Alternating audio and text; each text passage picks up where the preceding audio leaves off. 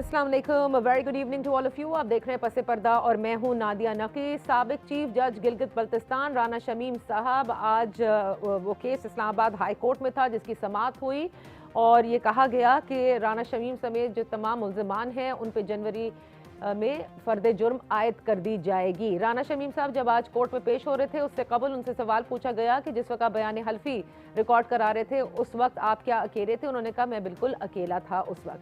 बहरहाल आज chief justice Islamabad high court के रिमार्क्स भी इंतहाई अहम थे, जिसमें उन्होंने ये कहा कि मामला सिर्फ साबिक चीफ जस्टिस साकिब निसार साहब का नहीं है बल्कि इस कोर्ट को मशकूक बनाया गया है और एक ऐसा बयानिया बनाया जा रहा है कि जैसे ये कोर्ट कंप्यूटराइज्ड हो।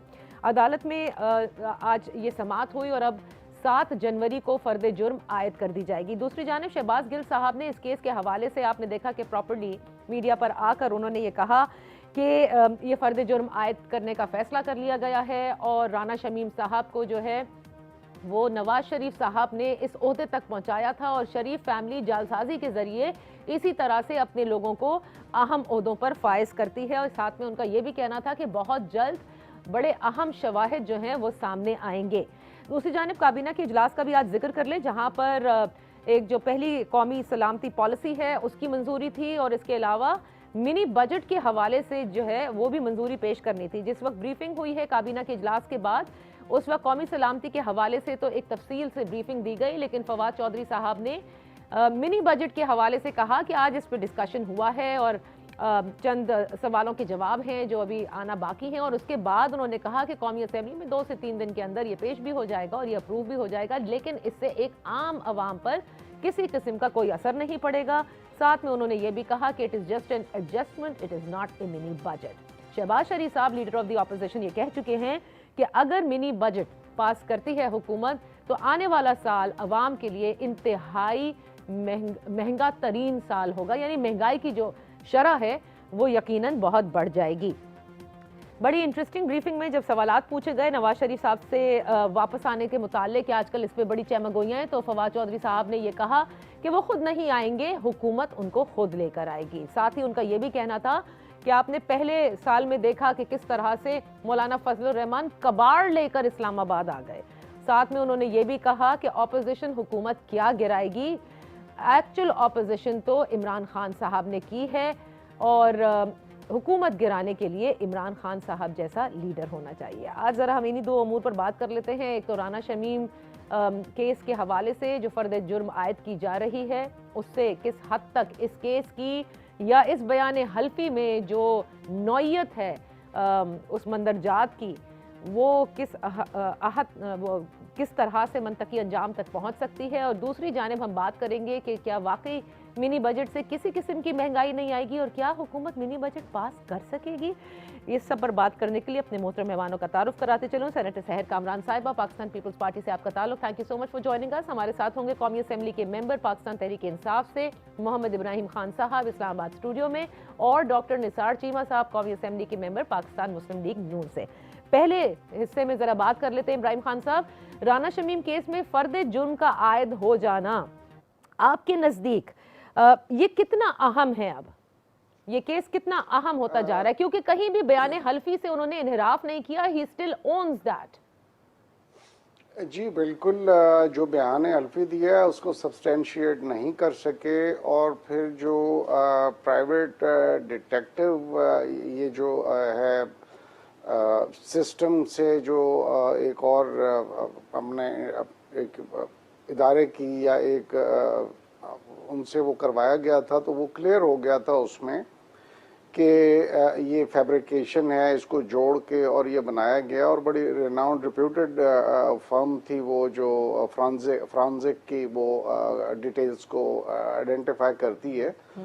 तो राना साहब के खिलाफ तो साइंटिफिक सबूत आ रहे हैं जिसकी वजह से मैं समझता हूं कि उन पे ये फर्द जुर्म आयद की गई है। फर्द जुर्म आयद करने का मतलब ये होता है कि अब उन पे जो है जो इल्ज़ामात हैं वो साबित हो चुके और सिर्फ अब उनको सज़ा देनी है कि कितनी सज़ा होनी चाहिए कितनी नहीं होनी चाहिए। अच्छा। क्योंकि ये मामला पाकिस्तान की सबसे बड़ी अदालत पे इल्ज़ामात का है, चाहे वो रिटायर्ड हो चुके या ना हो चुके होते, तो इसको आप कनेक्ट कर सकती हैं पाकिस्तान की सालमियत और पाकिस्तान के जुडिशल सिस्टम के ऊपर सवालिया निशान खड़ा करने की एक नाकाम कोशिश, जिसके लिए मकसद है कि इतना घिनौना जो है ये इकदाम किया गया। तो मेरे ख्याल में जो मुझे नज़र आ रहा है वो उसमें तो जुडिशरी जो है वो बड़े, अगर ये साबित हो जाता है तो वो इनको मकसद है कि छोड़ने वाले नहीं है, क्योंकि ये बहुत कंटेम्प्ट का इल्जाम है ना, कंटेम्प्ट ऑफ कोर्ट की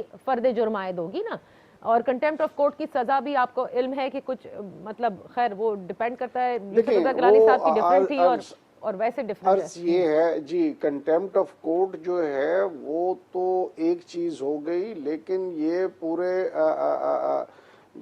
जुडिशल सिस्टम ऑफ पाकिस्तान को जो है वो बेसिकली इसमें चैलेंज किया गया है। बिल्कुल तो कंटेम्प्ट से हट के भी इस पे जो है आर्टिकल 6 भी पॉसिबिलिटी हो सकती है। आर्टिकल 6 की पॉसिबिलिटी भी हो सकती है।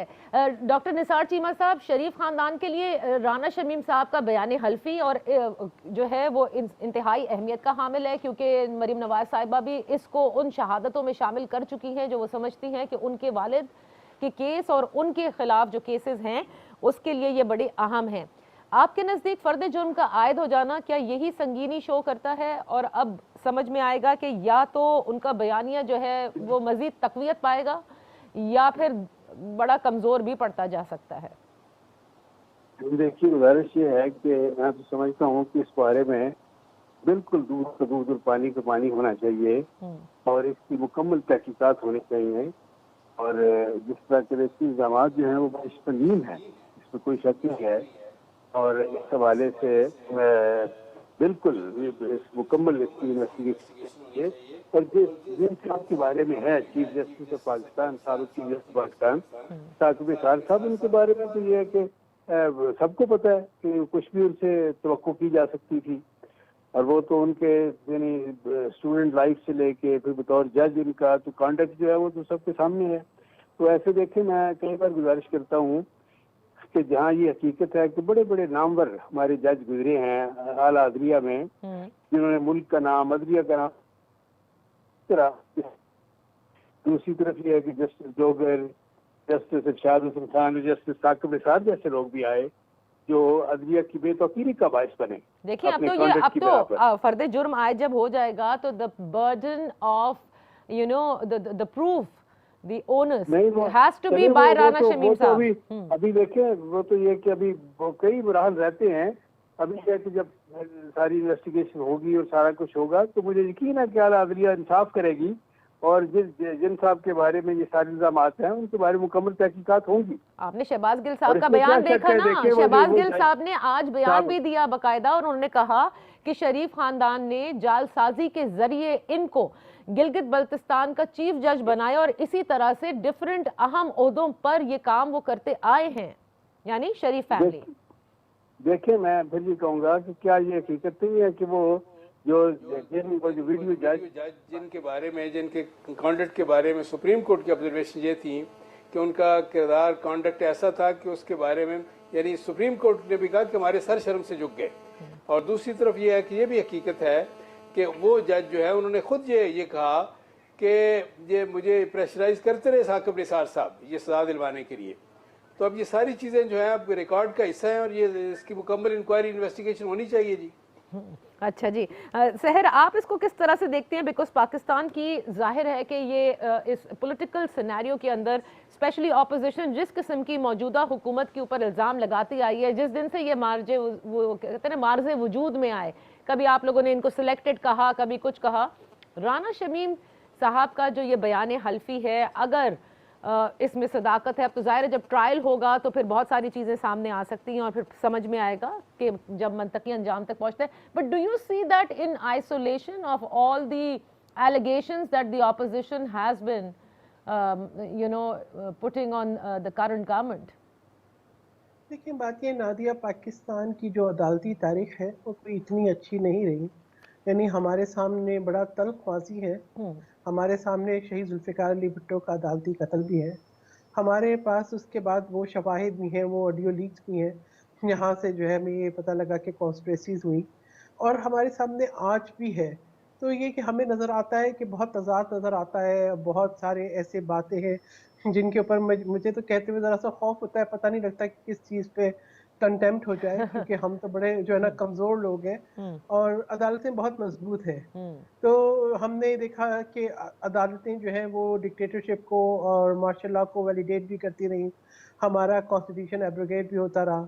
ये तमाम जो है ना हमारी तारीख का हिस्सा है, इनसे इनकार नहीं किया जा सकता। अब जो इंटरनेशनल लेवल पे पाकिस्तान के अदालती निज़ाम की या अदल और इंसाफ की जो रैंकिंग आती है वो भी हमारे सामने है। तो मैं ये समझती हूँ कि इस पे कोई राय देने से पहले मैं ये कहूँगी कि ये एक मौका है अदलिया के लिए कि वो इसकी गैर जानिबदाराना और आज़ादाना तहकीक करवाए, ताकि अदलिया का जो अपना वक़ार है वो बहाल हो। ठीक है, ये मैं समझती हूँ कि महज चंद रिमार्क्स या कोई एक्शन जो है वो इसका हल नहीं है।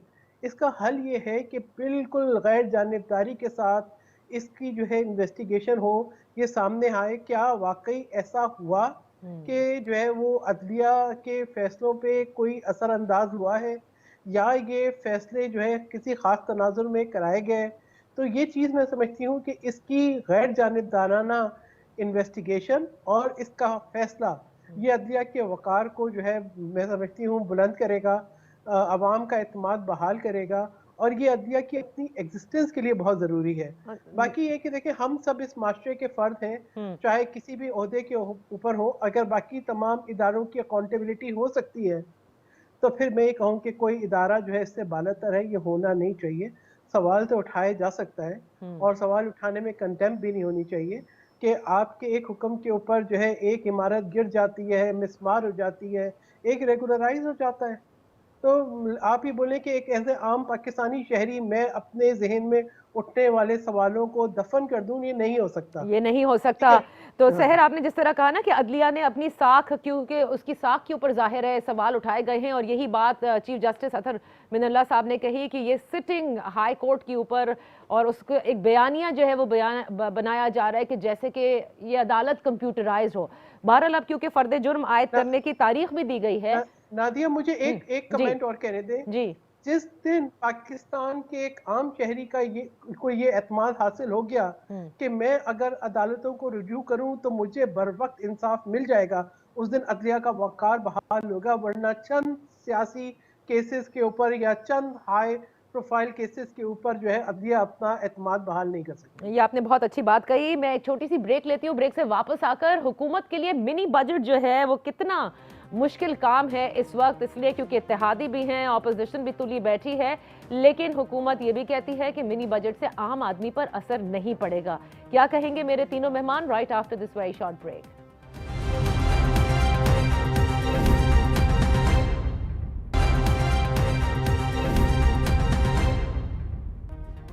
Welcome back. काबीना का इजलास भी हुआ, कौमी सलामती की पॉलिसी पेश की गई, मंजूर कर ली गई, उसके हवाले से ब्रीफिंग भी हो गई, लेकिन बात जब मिनी बजट की आई इब्राहिम खान साहब, तो ऐसा लगा कि विद इन द कैबिनेट इसके ऊपर अभी तक कंसेंसस नहीं है।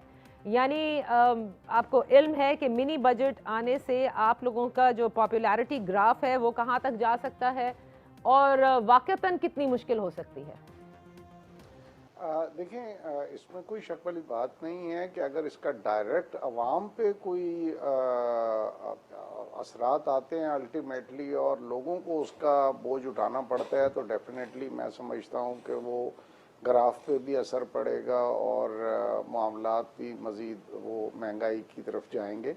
लेकिन ऐसा है नहीं, मेरे ख्याल में ये एक किस्म का जो है टारगेटेड बजट का वो होगा, जिसमें कि वो इदारे जो मकसद है कि कमा बहुत रहे हैं और दे कम रहे हैं, तो उनमें कोशिश की जाएगी कि उनसे जो मकसद है कि वो ड्यू शेयर जो बनता है वो गवर्नमेंट को दें। तो मेरे ख्याल में कुछ इस किस्म के मामलात होंगे ताकि उसका एक आम आदमी पे कोई असर ना पड़े, लेकिन जो प्रॉफिटेबिलिटी बहुत ज़्यादा ले रहे हैं उन लोगों का जो है वो उनसे शेयर थोड़ा सा लिया जाए कि यार आप मुल्क और कौम के लिए भी कंट्रीब्यूट करें। जब वो यहीं से इदारों कमाना से है, क्या यहीं से क्या खाना है। मुराद, इदारे हुकूमत के इदारे होते हैं या आप नहीं, प्राइवेट हुकूमत एंटिटीज के की बात इदारे करें? नहीं जी, हुकूमत के इदारे नहीं, मैं प्राइवेट लिमिटेड कंपनीज के हवाले से बात कर रहा हूँ। वो भी तो अपने एक तो खान साहब इसका, खान साहब आपको लगता है कि पूरी तहरीके इंसाफ और पूरे कौमी असेंबली के ज़ाहिर मेंबरान जो है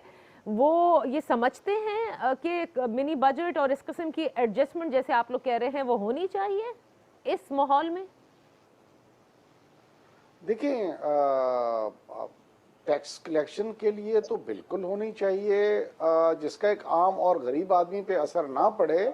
अगर बड़े आदमी को उसमें कोई शेयर डालना पड़ता है तो मैं समझता हूँ बिल्कुल वो जायज़ है, चाहे वो इंडिविजुअल हो, चाहे वो कंपनीज हों, बड़े बड़े बिजनेस हों, कॉरपोरेट मकसद है कि एस्टेब्लिशमेंट्स हों, उनको वाकई ही उसमें जो है मजीद जो है वो कंट्रीब्यूट करना चाहिए अंडर द सर्कमस्टांसेस। ओके, लेकिन एवरीवन इज अलाइंड। अगर सब अलाइंड हैं निसार चीमा साहब, तो आपको लगता है कि काबीना को फिर आज मंजूर कर लेना चाहिए था? काबीना ने जो मंजूर नहीं किया, कहीं ना कहीं इस पे ज़रूर सवाल उठ रहे हैं और हुकूमत को ये पता है कि ये इनके लिए एक प्रॉब्लम हो सकती है। देखिए नाज़रीन, मुझे अपने भाई इब्राहिम खान साहब से बड़ी हमदर्दी है और अक्सर औक़ात मुझे तरस भी आता है कि हुक्मरानों की नालायकी, बदइंतज़ामी और उनके जो है उनके जो सारे काले करतूत हैं उनका दिफा इन जैसे मासूम लोगों को करना पड़ता है। और यह कि वो ज़ाहिर है उनके पास कोई जवाब तो नहीं होता। आप देखें ना, वो कह रहे हैं कि बजट, मिनी बजट में हरज कोई नहीं है अगर गरीब आदमी पे वो असर उसका ना पड़े। वो इसी तरह यह कहा जाए कि ये है कि आप पेट्रोल की कीमतें बढ़ा दें, गैस और बिजली की कीमतें बढ़ा दें, बशर्ते कि गरीब आदमी के उस पर असर ना पड़े। आप डॉलर की कीमत ऊपर कर दें, अपनी करेंसी को बेकदर कर दें, बशर्ते कि गरीब आदमी पे असर ना पड़े। भाई कौन सा बजट आज तक आप ऐसा लाए हैं जिससे गरीब आदमी पे असर नहीं पड़ा? गरीब आदमी का तो आपने जीना मुश्किल कर दिया है। और सच्ची बात यह है, लगता यह है कि ये हुकूमत जो है ये इसकी नालायकी और बदइंतज़ामी तो पहले ही यहाँ सी, अब तो लगता यह है कि ये नालायक और यानी ये कि इस तरह एक मिस मैनेजमेंट की मास्टर होने के साथ साथ बेहिस भी है। इनकी बेहिसी भी कदम कदम पे यहाँ होती है कि इनको आवाम के दुख दर्द का एहसास ही नहीं है। नहीं, अगर नहीं होता, में जी रहे हैं। अगर नहीं होता तो आज तो फिर मंजूर कर लेती ना। काबीना नहीं किया, उस पे बहुत ज्यादा ये हिस्स वाले जो है इसलिए तो लंदन चले गए हैं। इसमें इतनी हसासियत थी कि यहाँ से लंदन चले गए। मैं गुजारिश करता हूँ कि देखें, गुजारिश ये है कि ये आज नहीं तो कल कर लेंगे। ये कि देखें और कहेंगे कि देखें बाज़ चीज़ों की कीमतें जो थी, हमें रिकमेंडेशन आई कि इसको 15% बढ़ा दें, हमने 10% बढ़ा दी है। यानी ये अवाम के साथ इस तरह की हमदर्दी के इज़हार करते हैं कि ये पेट्रोल की कीमतें जो है फलां ने कहा था कि 15 रुपए पर लीटर बढ़ा दें, हमने सिर्फ 10 रुपए बढ़ाई है। अच्छा, यानी इस तरह की हमदर्द है खैर से अवाम के। इस तरह के हमदर्द अगर हो, इस तरह के दोस्त हो, अवाम को दुश्मनों की जरूरत ही नहीं है। अवाम दुश्मन ये हुकूमत है, अवाम दुश्मन पॉलिसीज है, अवाम दुश्मन बजट आए हैं। कोई एक बजट आज तक दिखा दे इन्होंने जो 3, 4, 5 बजट आए हैं, कोई अवाम दोस्त बजट ये लाए आज तक लाए। अच्छा, शहर से पूछ लेते ना, ऑपोजिशन की स्ट्रैटेजी क्या होगी इस हवाले से? क्योंकि लीडर ऑफ द ऑपोजिशन ने भी कहा कि अगर आ गया तो महंगाई जो है वो बढ़ती चली जाएगी।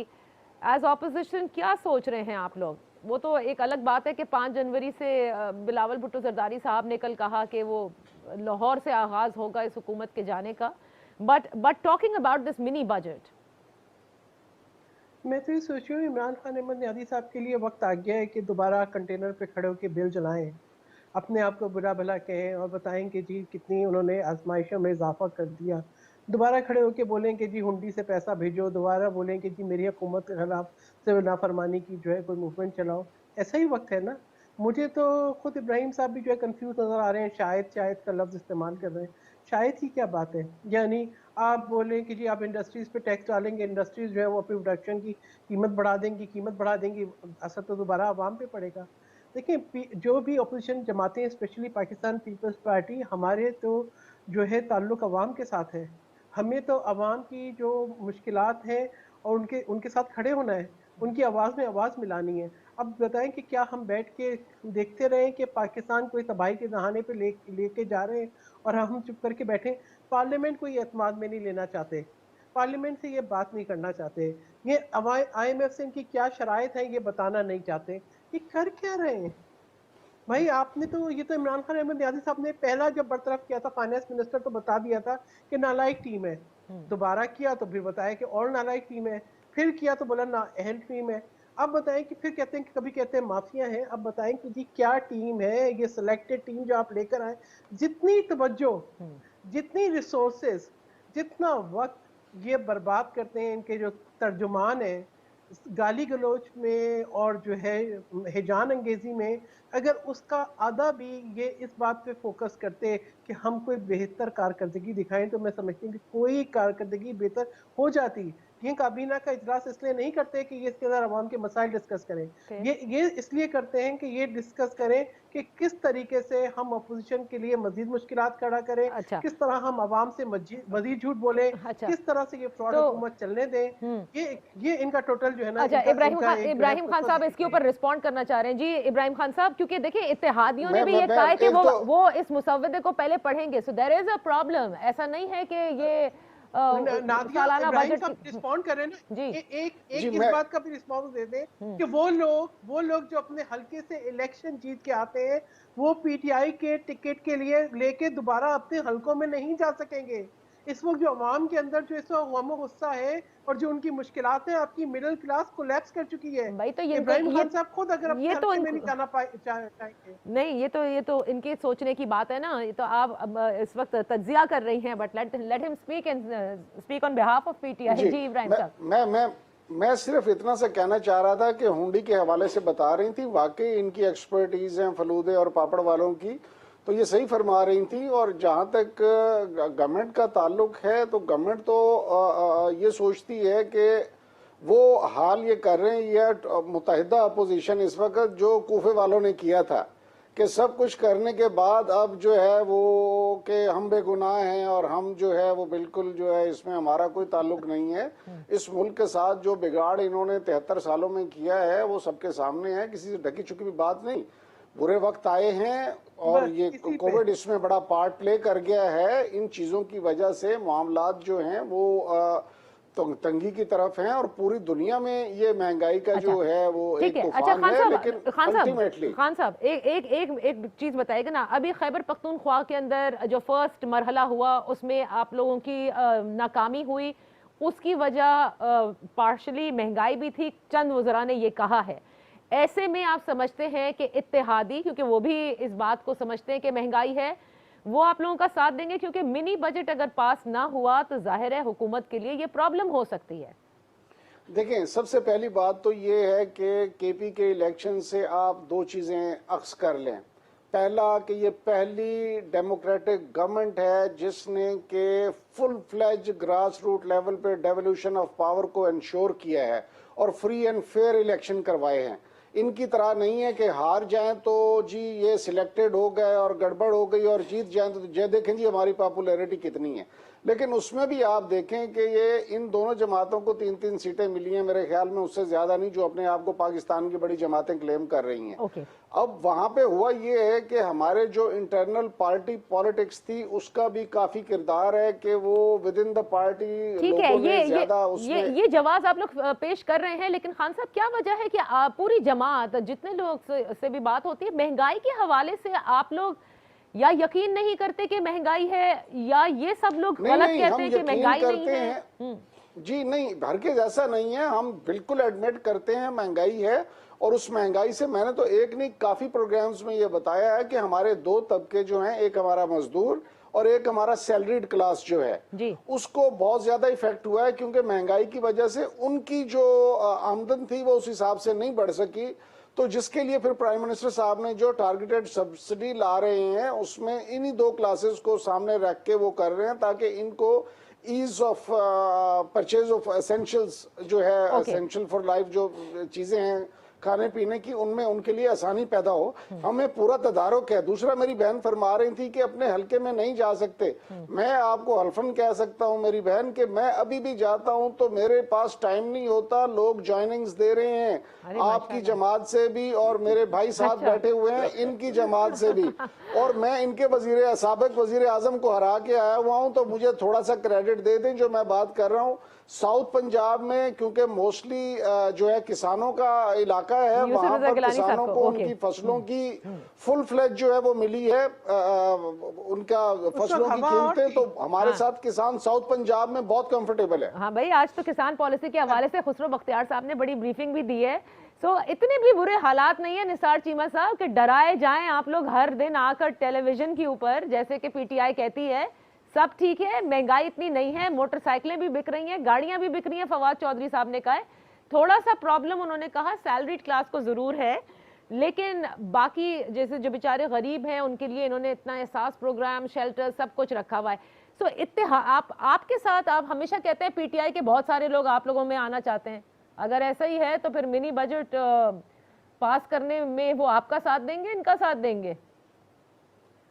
मुझे ये फरमाइए नादिया कि अभी इब्राहिम खान से फरमा रहे थे कि बड़े लोग खुश हैं साउथ पंजाब में और किसान भी बड़े खुश हैं। उनकी खुशी का इजहार तो खानेवाल की इलेक्शन में बिल्कुल वाज़ेह तौर पे हो गया, जब ये है कि ये बुरी तरह हारे।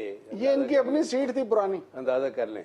अच्छा, दूसरी बात यानी अंदाजा करें कि सिर्फ ये एक ज़िमनी इलेक्शन की बात नहीं है। मैं ये कहता हूँ कि जब भी अवाम को मौका मिला, ज़िमनी इलेक्शन आज तक जितने भी हुए हैं पंजाब में, आम तौर पर आपको नादिया पता है कि ज़िमनी इलेक्शन हुक्मरान जमात जीतती है, चूंकि वोटर्स को पता होता है कि हमारे वोटों से हुकूमत नहीं बदलने वाली, हम ये है कि अपने काम काज के लिए हुक्मरान जमात के वो ज़ाहिर है किसी हद तक मुहताज होते हैं। इसके बावजूद अवाम ने ज़िमनी इलेक्शन में इनको मुस्तरद किया, कंटोनमेंट बोर्ड के इलेक्शन में इनको मुस्तरद किया, अब केपी के बल्दियाती इलेक्शन में इनको मुस्तरद किया। कि अब भी इनकी आंखें नहीं खुल रही? कि अब भी ये है कि ये देखें कबूतर की तरह आंखें बंद करके पड़े हैं? इनको एहसास नहीं है कि अवाम में किस कदर इख्तियाल पाया जाता है इनके खिलाफ, एक किस कदर गुस्सा है इनके खिलाफ, और अवाम ने अपने गुस्से का इजहार आइंदा जनरल इलेक्शन में इस तरह कर रहा है कि पीटीआई को बिल्कुल समान इधर बना के रखना है। आंखें हमारी नहीं खुल रही और दर्द इनको हो रहा है। अंदाजा करें आइंदा इलेक्शन में नादिया, मेरी बात याद रखिए कि अवाम ने इनको ऐसा सबक सिखाना है इनके मजालिम का, आइंदा इलेक्शन का तो अभी पता नहीं कि कब होने हैं। लेकिन चीमा साहब ये बताइए ना कि हमेशा शायद खाकान अब्बासी साहब भी ये कहते हैं कि इनके 29 या पता नहीं कितने सारे लोग जो हैं वो राब्ते में हैं, एमएनएस की बात करते हैं। जी बिल्कुल, वो इसलिए बिल्कुल राब्ते पे इसलिए हैं, इसलिए कि उनको पता है कि आइंदा किस मुंह से जाके वोट मांगेंगे, कौन सी कारकर्दगी तो इसका मतलब तो ये हुआ कि तो ये तो मेरा सवाल था आपसे कि कौमी असेंबली में अगर ये मिनी बजट पेश करते हैं तो वो जो राब्ते वाले हैं वो आपका साथ देंगे ऑपोजिशन का या इनका? असल बात ये है नादिया कि वो जो लोग जो हैं कुछ चंद एक नहीं, वो तो बेशुमार लोग हैं पीटीआई के, लेकिन ये है कि वो गारंटी चाहते हैं मुस्लिम लीग नून के टिकट की। असल बात ये है, अच्छा, सही अब ये है कि गारंटी इसलिए ये बात है। अच्छा। जिनको गारंटी मिल गई वो ये है कि वो बिल्कुल वाज़ेह तौर पर उनको खान साहब भी कुछ कहना चाह रहे हैं, लेकिन शहर को भी कहना है, सेनेट में इनके अपने लोग इनको वोट नहीं देते और ये दूसरों पे इंतजार कर रहे हैं भी ये भी आना चाह रहा है। हवा में जितने मर्जी प्याली में तूफान खड़े किए जाए, मैं नहीं रोक सकता। मैं एक छोटी सी ब्रेक ले लूं क्योंकि ब्रेक से वापस आकर फवाद चौधरी साहब ने जाहिर जिक्र भी किया है इस ऑपोजिशन का, कहा कि ये सब सियासतदान जो हैं वो दिहाड़ीदार हैं और रोज़ आकर के फलाने से राब्ता हुआ और फलां से राब्ता हुआ, ये इनकी दिहाड़ी है रोज़ाना की। मैं एक ब्रेक ले लूँ ताकि शहर से फिर इस ब्रेक के बाद बात हो कि मिनी बजट पास कराना और वो भी इत्तेहादियों को ऑन बोर्ड लेना, इस मरतबा भी हुकूमत कामयाब हो जाएगी या नहीं? After this break.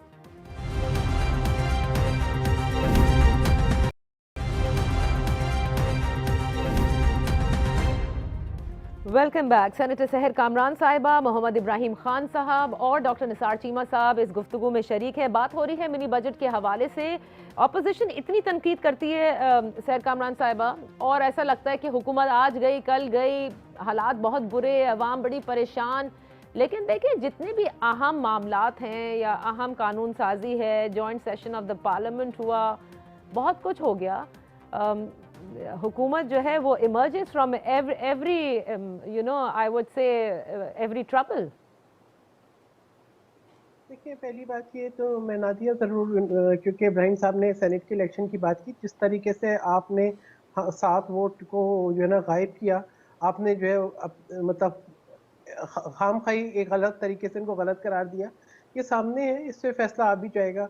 दूसरी चीज ये है कि इन्होंने अपनी कारकर्दगी वोट के आप ऊपर खरीद तो रहे थे। पूरी, अब इब्राहिम साहब थोड़ा सब्र कर लें, मुझे पता है जी आपको मैं बहुत बिल्कुल परेशानी है, बिल्कुल बहन ऐसे ही है जी। आप जो है अपनी कारकर्दगी से बहुत परेशान है। देखिए कारकर्दगी से मैं इतने परेशान है कि इमरान मैं खान अहमद परेशान नियाज़ी हूँ, साहब चले ने ठीक। अपनी पूरी तंजीम तहलील कर दी। मुझे ये बताएं कि आप एक इलेक्शन हारे, आपने पूरी तंजीम तहलील कर दी, जिनके ऊपर जो है वो शुगर माफिया है, जिनके ऊपर अद्वियात के करप्शन का इल्जाम है, जिनके ऊपर जो है वो जो नाकाम तरीन माशी जो है वो मिनिस्टर रहे मईशत के, जो जिन्होंने पेट्रोल गायब किया, जिनके ऊपर जो है हर किस्म के करप्शन का इल्जाम है, वो आज इनकी तंजीम साजी करेंगे, वही इनकी तंजीम है। और दूसरी बात ये कि जब इन्होंने एक नाकाम कारदगी के ऊपर अपनी तंजीमें जमात की तहलील कर दी, तो अपनी हुकूमत की नाकाम कारदगी के ऊपर क्यों नहीं, कारकर्दगी के ऊपर ये अपने आप को तहलील कर देते हैं कि क्यों नहीं बताते आवाम को कि मैं एक नाकाम तरीन प्राइम मिनिस्टर हूँ जिसने पाकिस्तान की आजमाइशें जो है बढ़ा दी हैं। और यहाँ तक कि इस ऑपोजिशन तो तहलील करा ना सकी उन्हें, आप उनसे कह रही हैं कि खुद ही जो है वो तहलील हो जाए। आप दिल लोग के ये भी तो बहलाने देखें को ना। गालिब ये ख्याल अच्छा है। नादिया, एक तो इब्राहिम साहब को बोले थोड़ा हौसला करें, मुझे पता है परेशानी है, कारकर्दगी बेहतर नहीं कर सकते तो शोर नहीं मचाएं। इब्राहिम साहब आपको बात करने का मौका मिला है, आप बात सुनने का हौसला रखें। देखिए बात यह है कि नादिया आपको भी पता है कानून साजी कैसे हुई।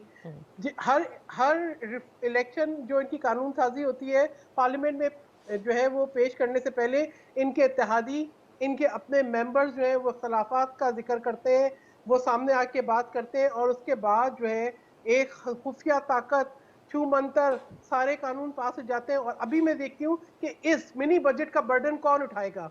इस मिनी बजट का बर्डन जो है क्या इनके मेंबर्स उठा के अपने हलकों में वापस जाएंगे, इस मिनी बजट का बर्डन कोई और कानून पास करवा के करवाएगा, या इस मिनी बजट का बर्डन जो है इमरान खान अहमद नियाज़ी साहब अपने ऊपर डालेंगे। अपोजिशन तो यकीनन आवाम की आवाज में आवाज मिलाएगी।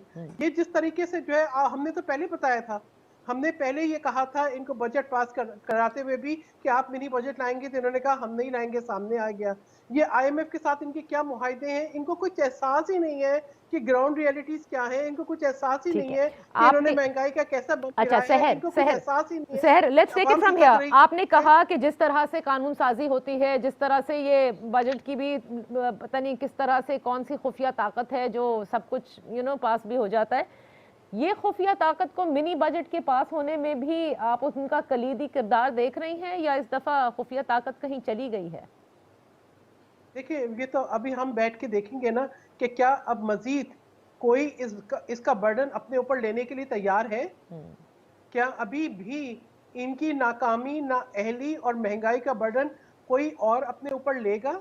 इनके मेंबर्स अपने ऊपर लेंगे, इनके इत्तेहादी अपने ऊपर लेंगे? ये बात वाज़ेह हो जाएगी, ये बात सामने आ जाएगी। अब जो भी ये लेगा वो शरीके जुर्म होगा। इसलिए कि ये जो है माशी कत्ल है पाकिस्तान के अवाम का। अच्छा, ये इस माशी कत्ल में जो भी शरीके जुर्म होना चाह रहा है वो एक्सपोज के सामने आ जाएगा। अच्छा, तो पाकिस्तान के अवाम इसी से मैं लिंक कर देती हूँ खान साहब, क्योंकि आखिरी सेगमेंट है और जाहिर है आपने और निसार चीमा साहब ने इस पर रिस्पॉन्ड भी करना है। नवाज शरीफ साहब के वापस आने की चहमगोइयाँ, जरदारी साहब के फॉर्मूला वाली बात आप सबके सामने है, और खैबर पख्तूनख्वा में जो रिजल्ट आया, आपकी तंजीम का तहलील होना, अब मिनी बजट के ऊपर भी अब तक कंसेंसस नहीं है, इत्तेहादी भी ऑन बोर्ड नहीं है। उन्होंने कहा पहले जी दिखाएं, पढ़ेंगे, फिर उस पर फैसला करेंगे। आपको नहीं लगता कि इस वक्त तहरीके इंसाफ के लिए ज़रा मुश्किलात काफ़ी हैं, और ऑपोजिशन एक तरफ पीडीएम है, एक तरफ इवन पीपल्स पार्टी है जो 5 जनवरी से पंजाब में जाएगी, और उन्होंने कहा है कि लाहौर से हम आगाज़ करेंगे, इस हुकूमत के जाने का आगाज़ वहाँ से शुरू होगा। तो प्रॉब्लम है इस वक्त तहरीक इंसाफ के लिए?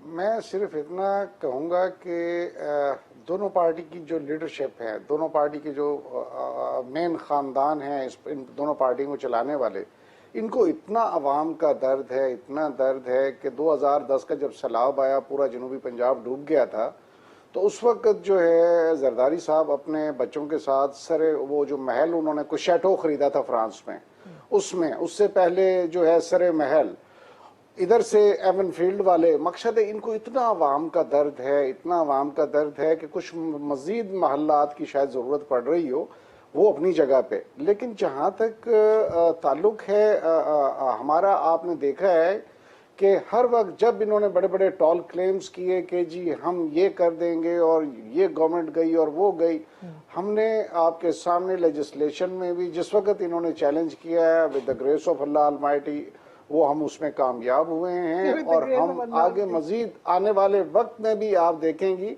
कि हम कामयाब होंगे। इनका जो जुर्म था वो बिकना बंद हो चुका। अब आपने यही जो अभी चीमा साहब फरमा रहे थे, अपना खानेवाल वाला इलेक्शन, इन्हीं की वो सीट थी जहाँ पे वो डिसीज गए, अल्लाह को प्यारे हो गए, तो उसमें ये वाले चढ़ दौड़े पीपल्स पार्टी पे, क्योंकि घर में वो बैठ के औरतों को जो है वो पेमेंट कर रहे थे। अच्छा, तो लेकिन अगर यहाँ तक हालात पहुंच गए हैं इनको छोड़ते हैं खान साहब, ये बताएं ना कि अगर कोई घबराहट नहीं, कोई परेशानी नहीं, तो तंजीमी ढांचे को तहलील करने का मकसद क्या है फिर?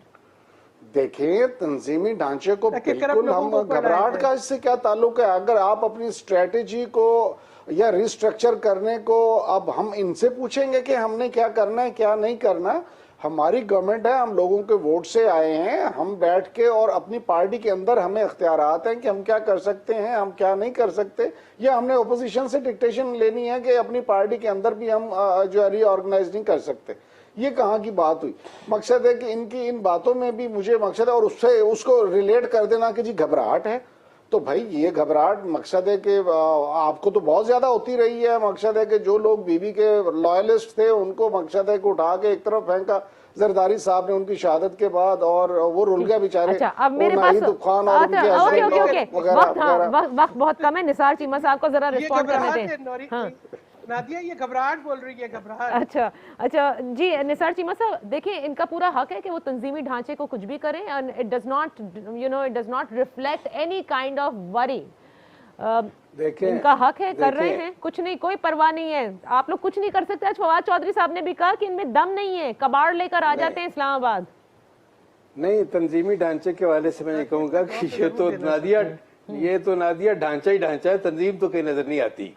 तो बात ये है कि देखें, जो इनके एक मिनिस्टर साहब जो है उनके ऊपर ये तंजीम साजी के एक्सपर्ट है, मैं इसलिए हंस रहा था। अच्छा, मैं ये गुजारिश करना चाह रहा हूँ कि इनके एक वजीर साहब मिनिस्टर जो है, जो हेल्थ मिनिस्टर थे, उनके ऊपर लंबे चौड़े घपलों के इल्जाम लगे, तो उनको हटा के तंजीम साहब इस तरह साजी इस तरह करते हैं कि उनको उठा के इमरान खान साहब ने उनको पूरी पार्टी का सेक्रेटरी जनरल बना दिया। ये है उनसे, ये वो जो है ना level of disliking for corruption Imran Khan साहब में, कि जिस पे करप्शन का इल्जाम लगता है, घपलों के इल्जाम लगते हैं, उसको उठा के पूरी पार्टी का सेक्रेटरी जनरल कि आए जनाब, आप तो बड़े काम के आदमी हैं, आए पूरी पार्टी आपकी सलाहियतों से इस्तेफादा करेगी। कम वक्त है डॉक्टर साहब, आपको लगता है कि तहरीक इंसाफ में जाहिर बेचैनी है after the first result of Khyber Pakhtunkhwa का जो फर्स्ट फेज था, और इसीलिए पंजाब मेन बैटल ग्राउंड है? देखें, गुजारिश ये है कि नालायकी, बदइंतजामी, बेहिसी के साथ साथ अब बेचैनी का भी इजाफा हो गया है, और वो कुदरती है बिल्कुल। और अवाम जो है जिस तरह वो मुश्तिल है, गुस्से में है, इनके मजालिम की वजह से, जो 3.5 साल की इनकी बदतरीन कारकर्दगी है, अवाम ने इसका, आप याद रखिए कि आइंदा इलेक्शन में इनसे बदला लेना है वोट के जरिए, और उसके बावजूद इनके साथ कोई नहीं है। आपका अंदाजा इनके साथ कोई बाहर निकलने की तैयारी नहीं है। पीटीआई की पहली और आखिरी बार है। फवाद चौधरी की बात का रिस्पॉन्स देना चाह रही हूँ कि फवाद चौधरी ये बताएं कि इस दफा वो दिहाड़ी कहाँ लगाएंगे। वो हर दफा नौकरी बदलते हैं, इस दफा बताएं कि वो दिहाड़ी कहाँ लगाएंगे। यकीनन वो अपने ही बारे में फरमा रहे थे, वो खुद जो करते हैं वही बता रहे थे। बाकी तहरीक इंसाफ के लिए कि उनके अखराजात और उनके वो कैसे चलते हैं, वो क्या सिलसिला है, वो जस्टिस वजी ने खुल के बयान कर दिया है। अगर उसी पे गौर करें तो पता लग जाएगा कि ये सिलसिला कैसे चल रहा है और किस तरीके से जो है उनकी करप्शन और इनके जो है वो अखराजात चलते हैं। लेकिन उसकी तो नफी जहांगीर तरीन साहब ने कर दी ना। देखिए, बात यह है, जस्टिस वजी ने उसका मुकम्मल तौर पे बता दिया कि उस नफी की क्या वजूहात है, किस तरीके से जहांगीर तरीन के जो इंटरेस्ट है वो प्रोटेक्टेड है, किस लिए उनके ऊपर कार्रवाई नहीं हुई और किस लिए ऐसा तंजीमी ढांचा बना है कि जिसमें से हर शख्स जो कि जिसके ऊपर करप्शन सर्टिफाइड है वही तंजीमी ढांचे को आगे लेके चलेगा। बस फवाद चौधरी साहब अब ये बताएं कि नया टिकट किसका है? अच्छा, अब नई दिहाड़ी क्या लगाएंगे? कबाड़ कहां से उन्होंने इकट्ठा किया है और वो खुद किसका हिस्सा है? अच्छा, I have to close the show, लेकिन जाहिर है कि मिनी बजट इतना आसान नहीं होता किसी भी हुकूमत के लिए, और स्पेशली इस सिनेरियो में जहां ऑपोजिशन तो बैठी हो, एक जमात कहती है कि हम लाहौर से आगाज करेंगे हुकूमत को घर भेजने का, दूसरी ने कमर कसी हुई है पीडीएम की के बातें में कि उन्होंने 23 मार्च को कोई लॉन्ग मार्च करनी है। इन सब बातों से किस तरह से बाहर निकल सकती है तहरीक इंसाफ? क्या इत्तेहादी भी मान जाएंगे इस मिनी बजट के हवाले से जो भी मुसव्वदा उनको दिया गया है? महंगाई की शरह किस तरह की है ये भी सबके सामने है। It is a difficult decision for I think the government right now कि वो इसको पास करवाएं या इसको पेश भी करें। बहरहाल आने वाले दिनों में जैसे फवाद चौधरी साहब कहते हैं कि बड़े आराम से जब ये पेश होगा तो पास भी हो जाएगा, तो ये भी हो सकता है। इजाज़त दीजिए, अल्लाह हाफिज़।